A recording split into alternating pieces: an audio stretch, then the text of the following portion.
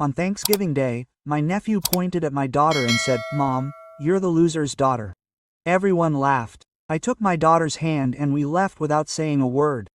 That night my father texted me, "Don't forget to send the money tomorrow." I smiled. My name is Andres. I'm 34 years old and I'm a plumber. Sounds simple, right? But to my family, it's like I've chosen to be the king of losers. I live in a small apartment with my daughter Isabella, who is now 8 years old. She's the only thing I have left of Bianca, my wife, who died in a car accident when Isabella was just 4. That day, my world fell apart. Bianca was everything to me, my partner, my laugh, my strength. She came from a poor neighborhood, worked in a clothing store, and dreamed of opening her own business one day. I met her in high school when I was a kid fixing pipes in her parents' house for a couple of bucks. We fell in love quickly, got married young, and had Isabella. Life wasn't perfect, but it was ours. Ever since Bianca left, I've been raising Isabella. I only work 6 days a week, from 7 in the morning until sunset. I fix leaks, install new toilets, unclog drains that no one wants to touch. I earn enough to pay for rent, food, Isabella's school, and, well, much more. Almost everything left over goes to transfers to my parents and my sister Erica. In 2 years I've sent close to $40,000. Medical bills from my father Francisco, who says his back can't take it. Private school fees for Alex, Erica's son, which cost $28,000 a year. The mortgage on the big house where my parents, Marta and Francisco, live. And even whims like trips to the beach or designer clothes for Erica. They used up their retirement on bad investments, stocks that promised gold and turned out to be crap. But I don't say anything. I'm the son who helps the family, even though they see me as the loser who chose a manual trade instead of a career in an office with a suit and tie. My parents always criticized me for that. My dad wanted me to be a lawyer or an engineer, something prestigious. Quote, "Andres, with your intelligence you could be in an office, not with dirty hands," he always said. My mother Marta felt that Bianca was not on our level. She said that she came from simple people and that I had lowered the family status by marrying her. After her death it was worse. Poor Andres, he couldn't even keep his wife alive. They said behind my back as if the accident had been my fault. A truck that ran a red light. That was all, but for them it was more proof of my failure as a man. Eric, my younger sister, is the same or worse. She is 30 years old. She is married to a guy named Pablo, who works in sales and spends more than he earns. They have Alex, a 9-year-old boy who is spoiled to the point of exhaustion. Erica lives for appearances, big house, new car, vacations at resorts, but they pay for everything with my money. Basically, she joins in the family bullying as if it were a sport. "Look, Andres, the eternal plumber. At least I chose well," she says, laughing, and Alex, poor kid, repeats what he hears at home. I still go to family gatherings for Isabella, mainly. I want her to have grandparents, uncles, cousins, even though it hurts. This year's Thanksgiving was at my parents' house, a 3-story mansion in a decent neighborhood, paid for with a mortgage that I help cover. I arrived with Isabella, dressed in her best sweater, the one Bianca had bought her before she died. I brought a pumpkin pie that I had baked the night before, working late after a full day in a building with broken pipes. The house smelled like roast turkey, mashed potatoes, and that cinnamon scent that my mother puts on everything. There were about 15 people, my parents, Erica with Pablo and Alex, some distant uncles, cousins, all sitting around a long table with a white tablecloth and candles. Isabella sat next to me, squeezing my hand under the table. She's shy, but smart. She gets top grades in her public school, plays soccer like a pro, potential professional, and smiles with that little face that reminds me of Bianca every day. Dinner started well. Talk about Pablo's job, Alex's perfect grades at his private school, my parents' plans to remodel the kitchen. Another expense I would cover, for sure. I ate in silence, passing the bread to Isabella, quietly telling her about the turkey I had seen in a YouTube video. But then Alex, sitting across from her, looked at Isabella and blurted out, "Isabella, Mom says you're the loser's daughter and that your dad couldn't keep your mom alive." Silence fell for a second and then laughter. The whole table erupted in laughter. My dad let out a loud laugh. My mom covered her mouth, but she couldn't help but laugh. Erica feigned surprise, but her eyes sparkled with mischief. Pablo slapped the table. Even distant uncles joined in as if this were the joke of the year.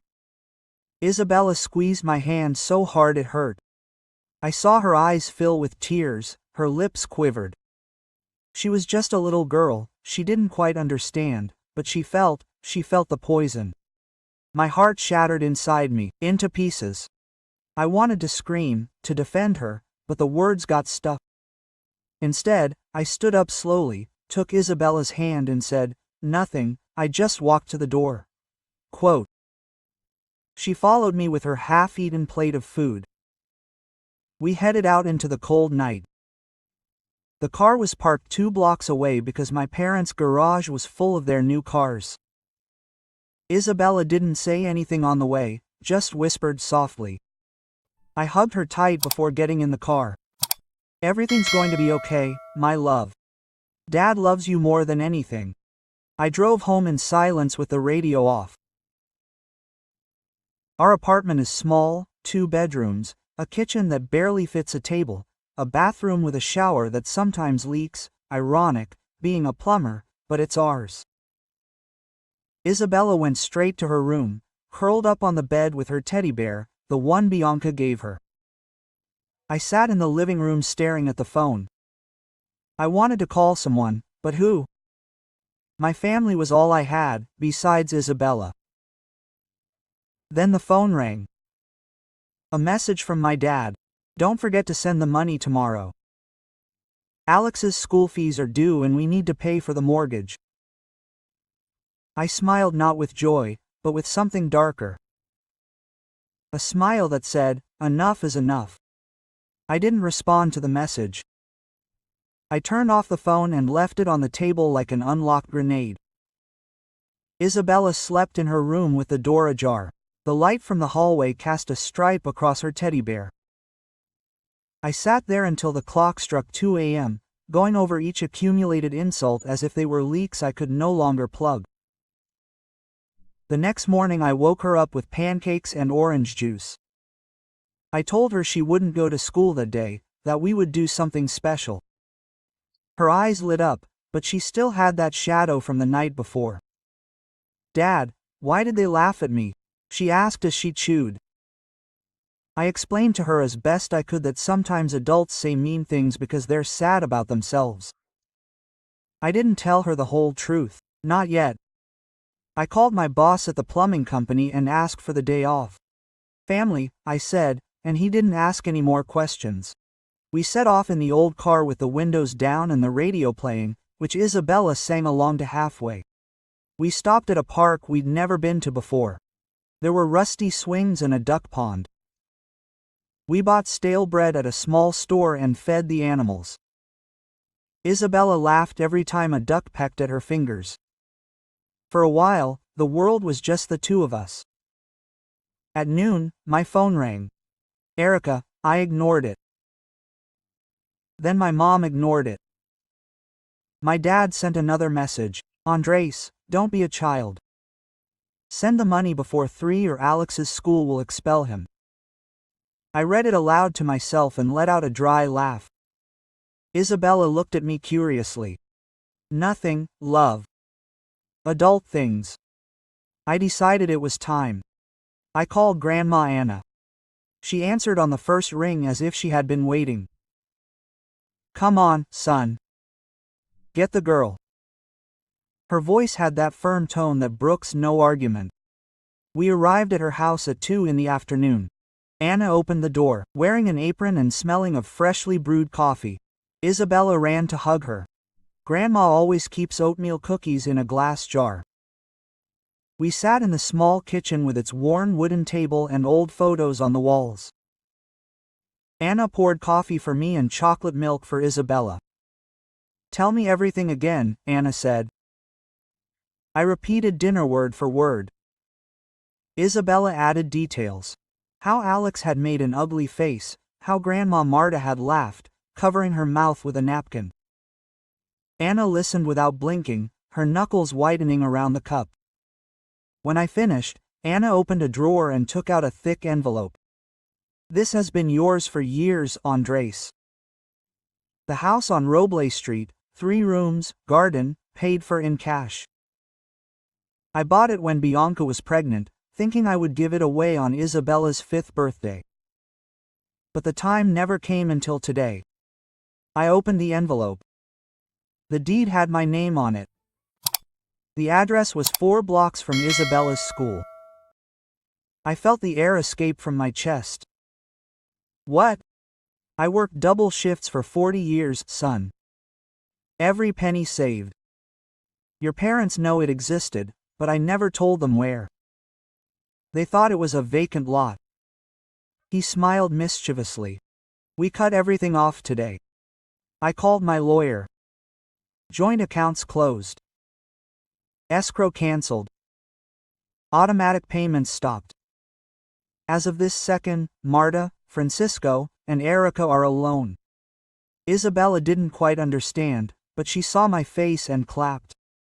We're going to have a big house, Dad. Anna pulled out another piece of paper.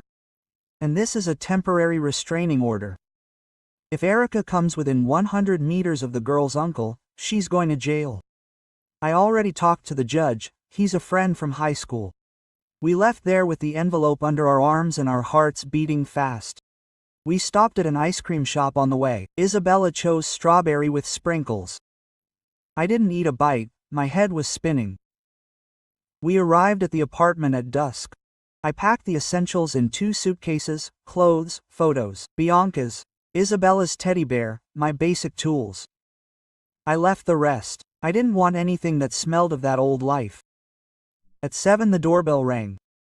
I looked through the peephole, Erica, alone, with disheveled hair and red eyes.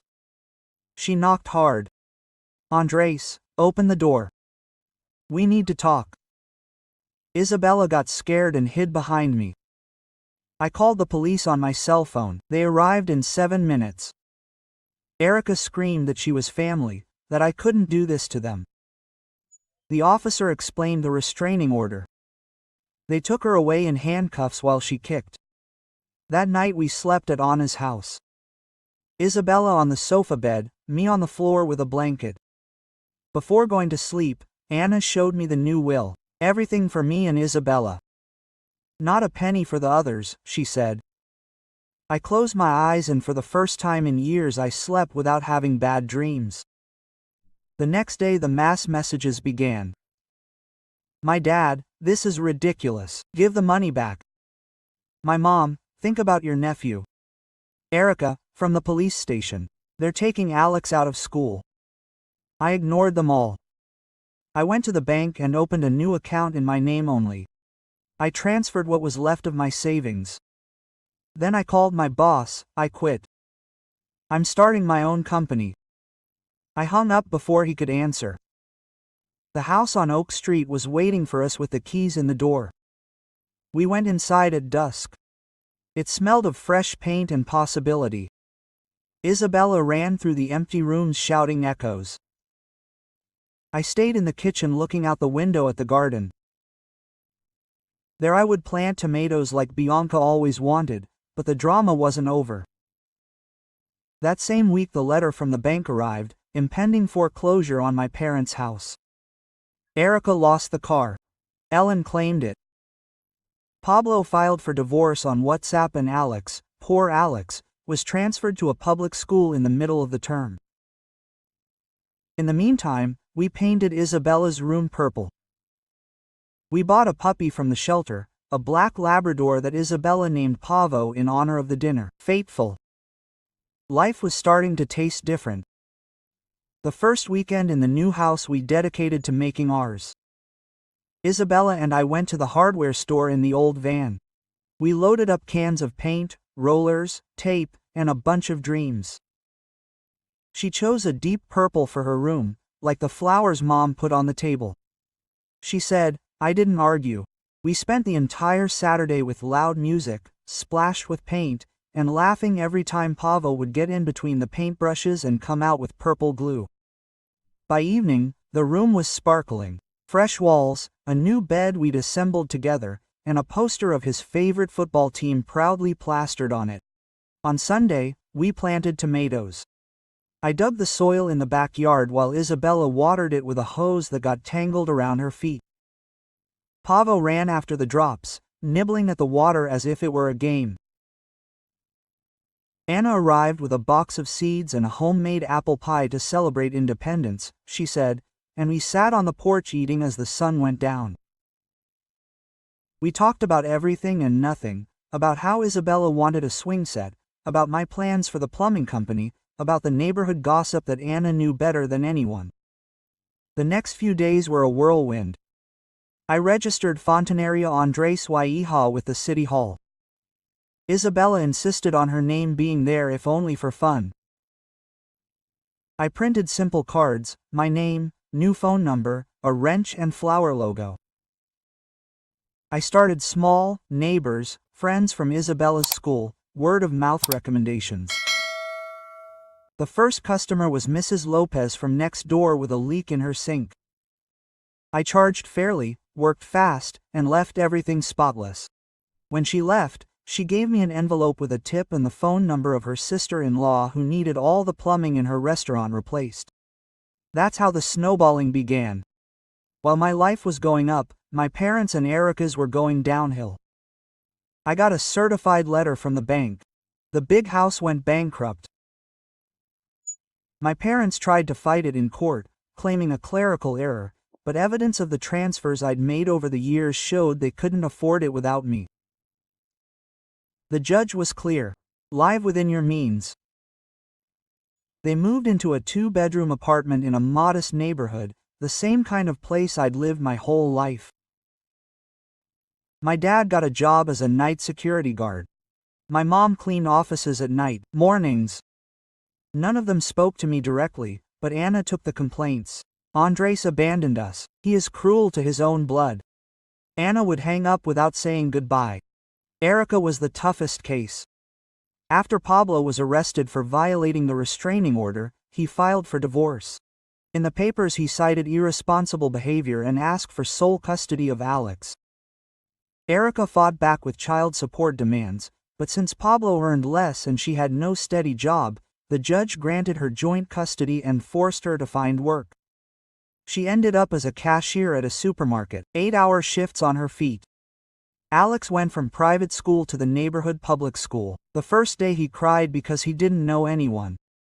Erica tried to get close to me again, leaving notes in the mailbox. For Alex, help us. I threw them away unopened.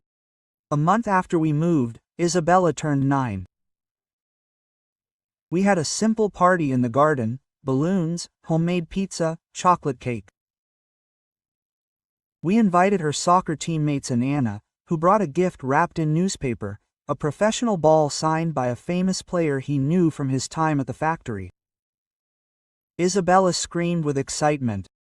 Pavo ate an entire slice of pizza and napped under the table. That night, as I put her to bed, he said to me, "Dad, this is the best house in the world." I kissed his forehead and knew all the pain had been worth it. The business grew quickly. I hired Luis, a former high school classmate who had just gotten out of the military and needed steady work. I taught him the ropes. He brought discipline and drive. Soon we had 2 branded vans, full schedules, and repeat customers. I opened a savings account for Isabella University and another for emergencies. For the first time, money came in and stayed. One Saturday in the spring, 6 months after the fateful dinner, I got an unexpected call. It was Alex. His voice was small on the other end. "Uncle Andres, can I come over to your house? Mom is working and Dad isn't answering." Erica had left him with a neighbor, but the woman had to go out. I hesitated for a second, but Isabel heard her and said, "Let him come over. We can play with Pavo." I picked him up at the corner. He was carrying an old backpack and his eyes downcast. He didn't say much in the car, but when he saw the new house, his face lit up. Isabella took him straight to the garden. In 10 minutes, they were running after the dog, laughing as if nothing had happened. I let them play while I made sandwiches. Alex came over shyly.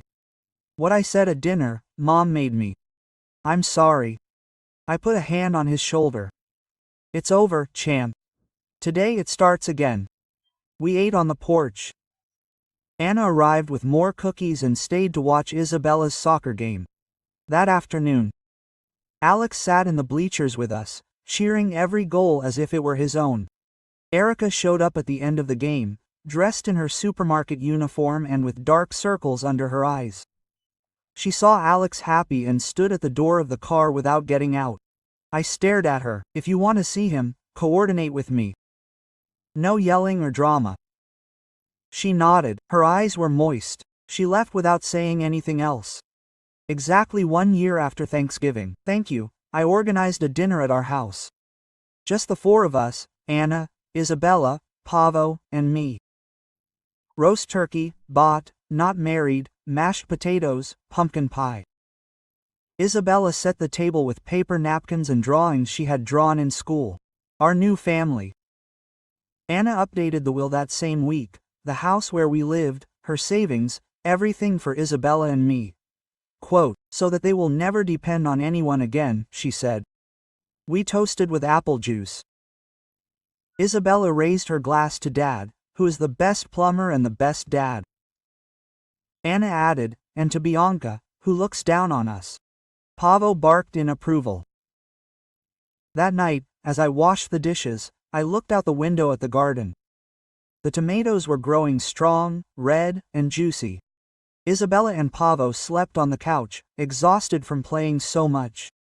I smiled, this time with pure joy. We had lost a toxic family, but gained a real one. My phone buzzed, a new client, an entire school that needed replumbing. I replied, I'll pass the budget tomorrow.